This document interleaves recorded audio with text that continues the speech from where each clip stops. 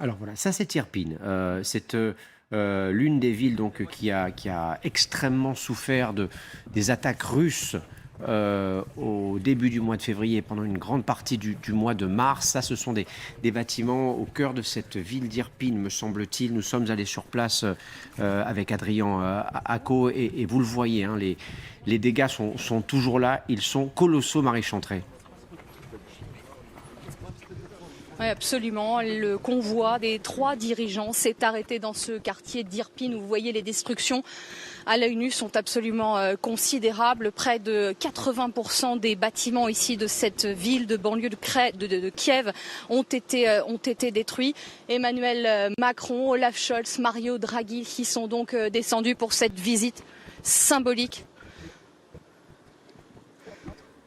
Voilà, des petites difficultés de liaison, mais c'est toujours le cas, malheureusement, à Irpine, et pour une simple et bonne raison, c'est qu'une partie des tours, tours qui émettent, enfin, qui permettent l'émission de signaux téléphoniques ont été détruites. Pas toutes n'ont pas été... elles n'ont pas été remplacées. On va peut-être voir si on a du son pour pouvoir écouter donc ce que se disent les principaux responsables politiques. Il y a Olaf Scholz, vous le voyez, et Mario Draghi, donc, qui sont épaulés par un responsable ukrainien. Je ne vois pas Emmanuel Macron. Si, il est juste derrière. Pardon. Derrière la Scholz, il y a Klaus Ioannis, président roumain, qui est à la droite du guide local. Voilà, et qui est un peu plus grand que les 3 autres. Il est facile à repérer. C'est important, pardon, mais c'est une question peut-être un peu naïve, mais c'est important pour les responsables politiques de se rendre sur des théâtres comme celui-ci pour se rendre compte justement de ce qu'est une guerre générale. Oui, absolument. C'est pour montrer qu'en tant que chef des armées, parce que ces chefs d'État sont en même temps des chefs des armées, montrer qu'ils sont tout à fait sensibles à la souffrance à la fois des populations, mais aussi des militaires qui se sont sacrifiés pour défendre ces sites-là. Et c'est donc très important de retourner sur ces sites pour exprimer cette solidarité de façon la plus concrète possible. Louis Saillant, un commentaire sur ces images, ces présidents, chefs de gouvernement qui se rendent donc sur ces lieux de combat. Irpine, il faut bien comprendre que c'est une localité qui se situe au nord de Kiev et qui est une localité relativement bourgeoise. C'est une localité où se sont installés ceux qui réussissent à Kiev, qui veulent avoir un peu de verdure autour d'eux. C'est une ville très verte où il y a beaucoup de nouvelles constructions. Alors, ce n'est pas le cas dans ce quartier précisément, mais c'est aussi une ville qui a été détruite ou endommagée à plus de 70%. Ce n'est pas rien, on imagine la violence des combats, Louis Saillant. Oui, effectivement, comme le disait le général, ici on parle de symbole. Ce qui est important, je pense que c'est aussi pour les Ukrainiens, pour le peuple ukrainien, de voir qu'il y a un appui physique des gouvernants européens, qu'ils puissent se sentir soutenus. C'est toujours très différent d'avoir un représentant européen qui vient sur place que d'avoir un tweet de soutien. C'est quand même on a une interaction avec le réel qui est beaucoup plus forte. Magali Barthez. Et puis Irpine, c'est le symbole de la résistance des Ukrainiens qui n'ont rien cédé et qui n'ont rien lâché, qui se sont vraiment battus jusqu'au bout et qui ont réussi au final à repousser les Russes, qui ont donc fait marche arrière et ont renoncé à prendre la capitale Kiev au début, dans cette première phase de la guerre. Donc oui, c'est important pour les dirigeants européens de se retrouver ici parce que l'image va bien sûr tourner en boucle aussi en Ukraine pour montrer bien la solidarité des Européens avec ce peuple ukrainien. Et puis il faut bien voir aussi, là, on voit les différents dirigeants européens. C'est important aussi pour Olaf Scholz, le chancelier allemand, qui a été très critiqué dans son pays pour sa complaisance supposée avec la Russie, pour ses livraisons d'armes promises qui ne sont pas arrivées. Donc là, c'est de montrer, là aussi, par cette visite, la solidarité de l'Allemagne, de l'Italie, de la France avec ces Ukrainiens.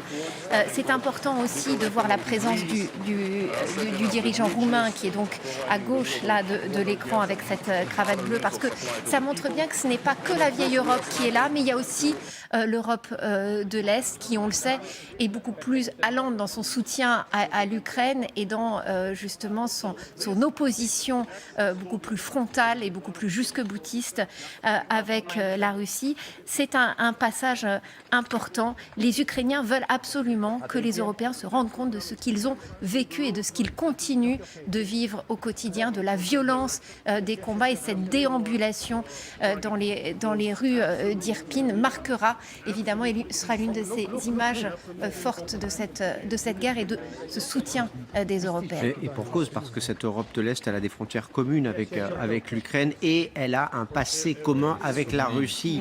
Et tout cela, évidemment, n'est pas innocent.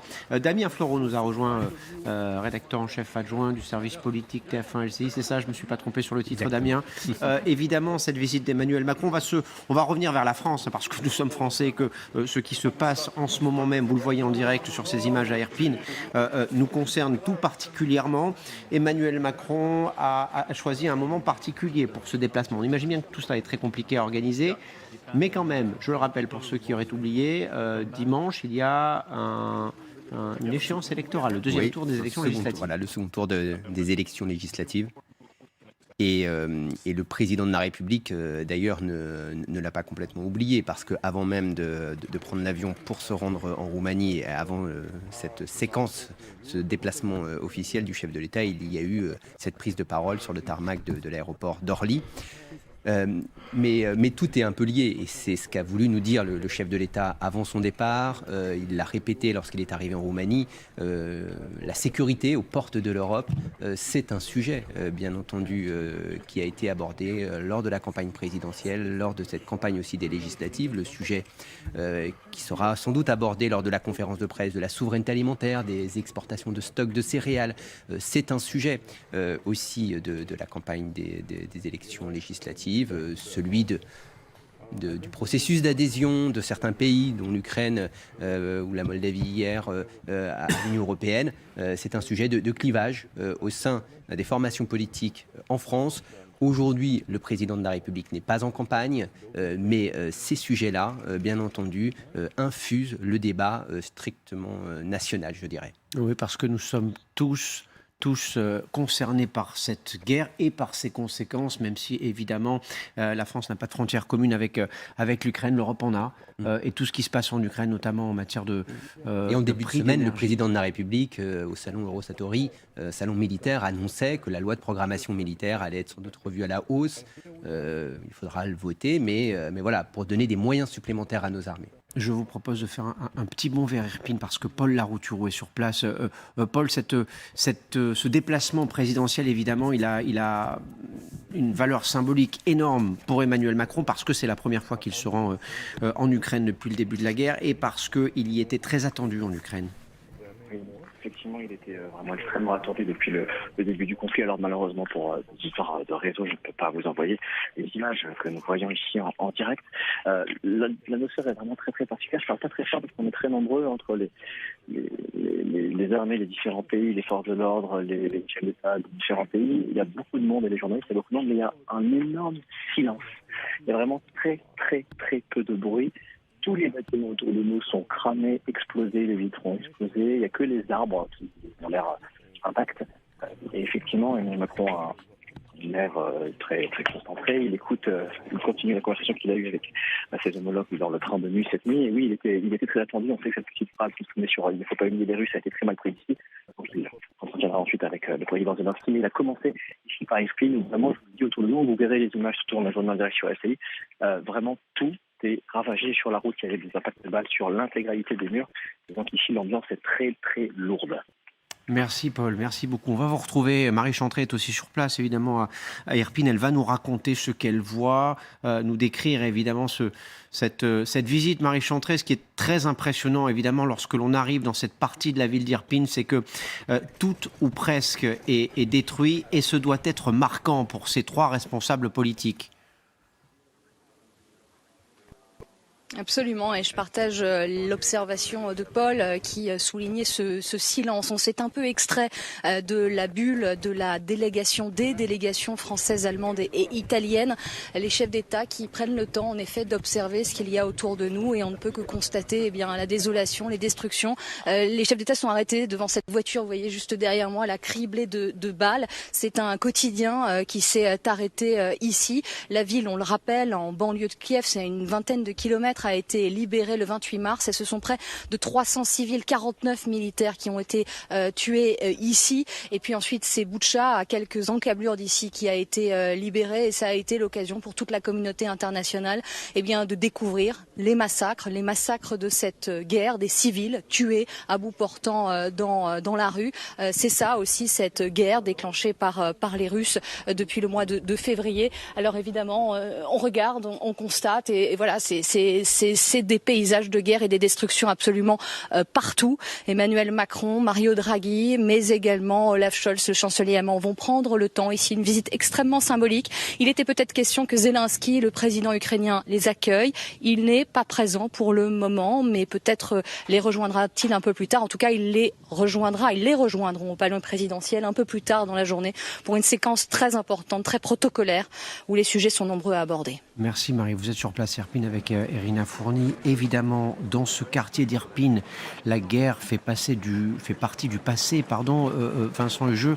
La guerre, elle fait partie du présent dans une grande partie du pays, de l'Est du pays, dans le Donbass notamment, de Kramatorsk jusqu'à la frontière russe. Pour schématiser un tout petit peu, c'est peut-être aussi ça que les Ukrainiens sont en train de rappeler à ces trois responsables politiques. À l'instant où nous scrutons cette visite mémorielle, symbolique, les combats font toujours rage, notamment pour la ville de Severodonetsk et la cité jumelle de Lysychansk, de l'autre côté de la rivière Donetsk. Il y a des combats intenses également au nord, du côté de Kharkiv, où les Russes essayent de reconquérir des positions qui ont été perdues récemment. Il y a des combats bien plus au sud, dans les environs de Kherson, où à l'inverse, ce sont les Ukrainiens qui essayent de repousser, de tenir à distance les forces russes. Rappelons que Kherson a été la première ville significative qui a été conquise par l'armée de la Fédération de Russie et ses supplétifs séparatistes. Donc voilà, il y a ce focus symbolique qui occupe tout l'espace maintenant. Mais je dirais, pendant la visite, la guerre continue. L'opération à laquelle on est en train d'assister, c'est une opération de communication, évidemment. Il s'agit de montrer à ces responsables politiques les résultats de la guerre, ce qu'est la guerre et ses conséquences. Est-ce que, de votre expérience générale, on peut faire changer d'avis un président du Conseil, un chancelier, en lui montrant ce type de réalité? Parce que, très franchement, il faut le voir pour le croire. C'est certainement important que les hauts responsables que sont nos dirigeants politiques voient la situation sur le terrain. En effet, de là à dire que ça va changer leur attitude, je serais un peu plus prudent. C'est un facteur parmi d'autres qui peut infléchir effectivement un certain nombre de positions, et donc il ne faut pas les négliger. Vous disiez tout à l'heure que Irpine était un lieu symbolique de la résistance des Ukrainiens, et vous avez raison. Et je pense qu'en se rendant sur un lieu de résistance comme ça, nos présidents, chefs de gouvernement rendent hommage à l'esprit de résistance du peuple ukrainien et donc à la résistance qui se passe en ce moment dans le Donbass. Donc c'est à travers ce symbole-là, c'est très important et c'est la raison pour laquelle ces trois présidents font bien, à mon avis, de commencer leur visite par un geste mémoriel comme celui-là. Voilà, et c'est l'un des quartiers dans lequel on amène tous ceux qui arrivent de l'étranger pour montrer ce que les Russes ont fait et le résultat de ces combats entre Russes et Ukrainiens pendant un peu plus d'un mois, du 24 février au 28 mars, date à laquelle cette ville a été libérée. Il est possible, visiblement, que ces responsables politiques prennent la parole. On va voir ce qu'il se passe et si c'est le cas, nous allons évidemment les écouter, ces trois responsables politiques. On ne sait pas exactement ce qui est en train de se passer. Un écran est en train de... Voilà, ils sont en train de regarder quelque chose à l'écran. Peut-être un résumé de ce qu'il s'est passé dans cette ville d'Irpine à partir du 24 février. Il y a dans cette ville, on le rappelle, un pont qui a été détruit par l'armée ukrainienne pour empêcher l'avancée des forces russes. Et ce pont détruit, eh bien, il va le rester détruit parce que ça devient un mémorial pour ne pas oublier ce qu'il s'est passé. Louis Saillant. Non, c'est intéressant parce qu'on voit qu'il y a une forme de mise en scène là, là on voit qu'il cherche clairement à capter l'attention et à toucher non plus juste la raison de ses dirigeants, mais l'émotion, puisqu'on a de la musique. On a une musique qui doit être jouée sur des images, on le devine, dramatiques, dans un cadre assez assez particulier.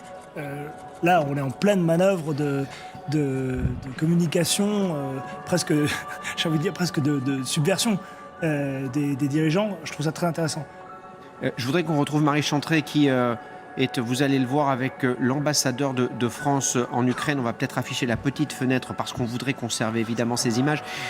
Marie, dites-nous comment cette visite a organisé. Peut-être que l'ambassadeur peut nous en dire plus sur les coulisses. Absolument, on va lui poser la question. Merci beaucoup, monsieur l'ambassadeur, d'être avec nous. D'abord, cette visite, ces images symboliques de 3 chefs d'État, dont le président français aujourd'hui, votre sentiment quant à cela? Écoutez, c'est très émouvant parce qu'ils viennent voir sur le terrain comment l'Ukraine s'est défendue face à l'agression russe. Nous sommes tout près du centre de Kiev et ici il y a eu des combats très durs. Le maire est présent, il explique comment il a défendu sa ville face à l'agression russe, comment il l'a repoussée. On voit que les combats ont été très longs. 300 civils morts. 300 civils morts, beaucoup de destruction, une incroyable résistance ukrainienne et à la fin la victoire ukrainienne puisque les Russes ont dû repartir et n'ont pas conquis la ville de Kiev. Venir ici en Ukraine pour le président français avec ses homologues allemands et italiens ne pouvait pas se cantonner au palais présidentiel et à la rencontre avec M. Zelensky. Il fallait venir voir ce qui s'est passé. Oui, je pense qu'il fallait voir le contexte. Nous sommes dans un pays en guerre et cette guerre, elle est visible encore une fois très près du centre de la capitale. Et donc c'était important que les 3 chefs d'État ou de gouvernement viennent sur place voir à quel point l'agression russe a été violente vis-à-vis de la nation ukrainienne. On est saisi par le silence. On est saisi par le silence lors de cette visite. C'est aussi ça, c'est aussi cette guerre, ce qu'elle a provoqué.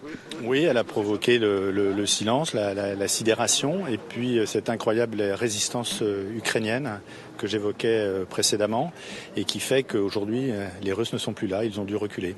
Merci infiniment. Merci beaucoup, monsieur l'ambassadeur, d'avoir été avec nous en direct sur LCI. Et merci Marie, merci monsieur l'ambassadeur d'avoir pris le temps de nous répondre. On va continuer à vous faire vivre ce déplacement des 3 principaux représentants européens. Il y a évidemment Emmanuel Macron, le président de la République française, mais aussi Olaf Scholz, le chancelier allemand, et Mario Draghi, le président du Conseil italien, qui sont à Irpin en ce moment même. Vous le voyez sous haute sécurité. Ils ont, ces dernières minutes, pu regarder un petit film qui a été projeté comme ça sur un écran installé en pleine rue. Il y a des chevalets présents sur lesquels, semble-t-il, sont disposés des photos. Louis Saillant, vous nous le disiez tout à l'heure, on est en pleine opération de communication. Les chevalets, sur ces chevalets, donc peut-être des photos des victimes de cette ville d'Irpin. Et tout ceci n'a qu'un seul objectif pour les Ukrainiens. Ce n'est pas de sensibiliser les opinions publiques, clairement. Il n'y a qu'un seul objectif, c'est d'avoir des engagements fermes de la part des dirigeants européens sur la suite à donner quant aux moyens, quant à ce fameux l'arsenal des démocraties, comme on l'appelait ça pendant la Seconde Guerre mondiale, quand il a fallu générer des moyens pour lutter contre l'Allemagne nazie. Et ça va être une question très délicate dans la mesure où on a entendu les Américains ont voté 1 milliard, ont acté 1 milliard d'aides pour les Ukrainiens. Ça a été annoncé cette nuit par Joe Biden, 1 milliard de dollars supplémentaires pour aider à la fourniture d'armement à l'Ukraine. Alors que les Américains ont une inflation à plus de 8% en ce moment. Quand on sait qu'un petit lance-roquette un peu sophistiqué coûte le prix d'un petit appartement, c'est beaucoup de questions qui vont être en balance. Et donc, on verra à quel point les Européens et les Américains sont pressés de voir cette guerre se terminer, sachant que ce qui se joue aujourd'hui en Ukraine, pour reparler un petit peu du fond, le conflit qui se joue aujourd'hui est en train de rebattre les cartes pour rediriger, on va dire, l'attention martiale des Américains, notamment vers le Pacifique, puisqu'aujourd'hui on voit que cette situation, cette espèce de rebondissement n'a qu'un seul aboutissement vraiment pour les Américains, c'est de briser l'élan russe.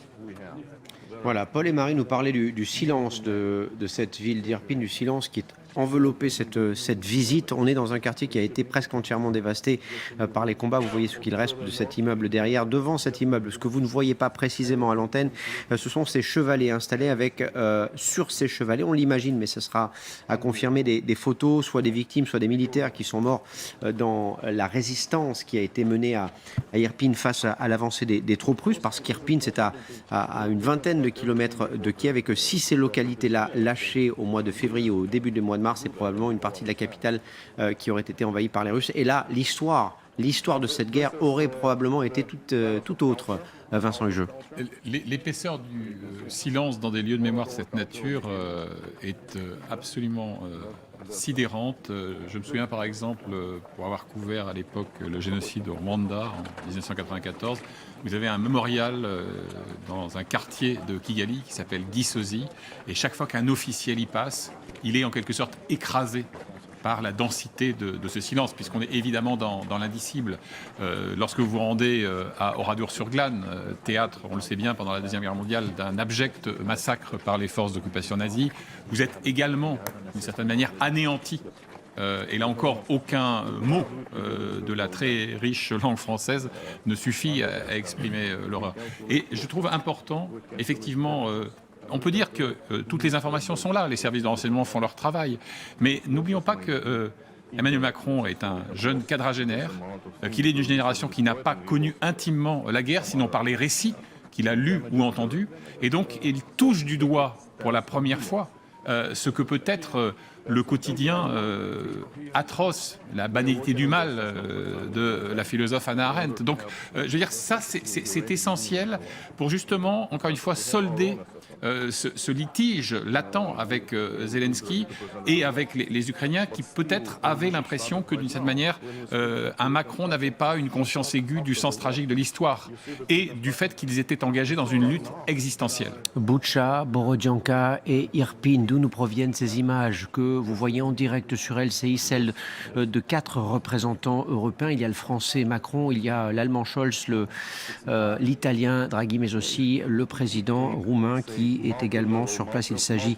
de Klaus Iohannis pour ce président roumain qui est arrivé, lui, séparément des 3 autres responsables européens. On est avec Marie Chantrey qui est sur place. Racontez-nous, Marie, ce que vous voyez. Écoutez, ici Thomas, tout n'est que destruction. Cette venue en Ukraine, hautement préparée sous très haute sécurité, ne pouvait pas se résumer pour les présidents français, les présidents du Conseil italien, mais également le chancelier allemand à une visite au palais présidentiel à la rencontre de Zelensky. Il fallait venir voir ce qu'est cette guerre, et Irpin, à l'instar de Boutcha, est peut-être le meilleur exemple finalement des atrocités qu'a produit cette guerre. Ici, dans cette ville d'Irpin, on est seulement à 20 km de Kiev. Près de 300 civils, 49 militaires ont été tués. Elle a été libérée le 28 mars dernier. Le 2 avril, c'était Boutcha, et on a découvert ces atrocités, ces crimes de guerre, ces civils tués à bout portant. Et il s'agit pour ces chefs d'État de venir voir, de venir constater. On le dit depuis un moment maintenant, il y a un silence dans cette visite assez saisissant.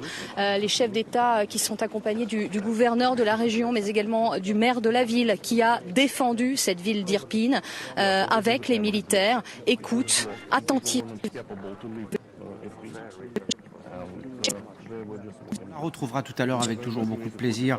Évidemment, elle est sur place. Paul Larouturou est également sur place pour LCI. Cette visite, nous, on va continuer à vous la faire vivre en direct. Le maire de la ville, le maire d'Irpin, était avec nous il y a quelques jours sur ce plateau, ici même, pour nous raconter que l'un des ponts de la ville détruits par l'armée ukrainienne pour ralentir l'avancée des troupes russes ne serait pas reconstruit. Il serait laissé en l'état pour que les gens n'oublient pas ce qu'il s'est passé dans cette localité. 300 morts environ, nous disait Marie, 1200 morts civils pendant cette période, ce mois d'occupation et ce mois de combat entre Russes et Ukrainiens sur la totalité des localités qui entourent Kiev par le nord. Ce qui est frappant, Magali, lorsque l'on regarde ces images, c'est qu'aucun mot n'est prononcé par ces 4 responsables politiques français, italiens, allemands et roumains.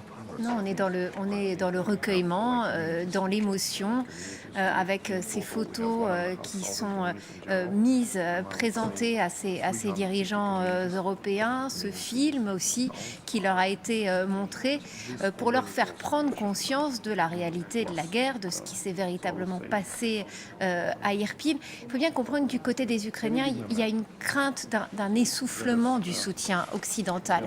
Et donc c'est important que ces dirigeants dirigeants européens reviennent dans ces lieux qui deviennent des lieux de mémoire pour qu'ils réalisent bien ce qui s'est passé et ce que pourrait être la suite de ce conflit. Parce que c'est vrai qu'au moment même où nous arrivent ces images, dans l'Est, dans le Donbass, la bataille est extrêmement rude dans cette ville de Severodonetsk. Que se serait-il passé si à Irpin, les forces ukrainiennes n'avaient pas résisté comme elles l'ont fait? Que se serait-il passé si les Russes étaient arrivés jusqu'à Kiev?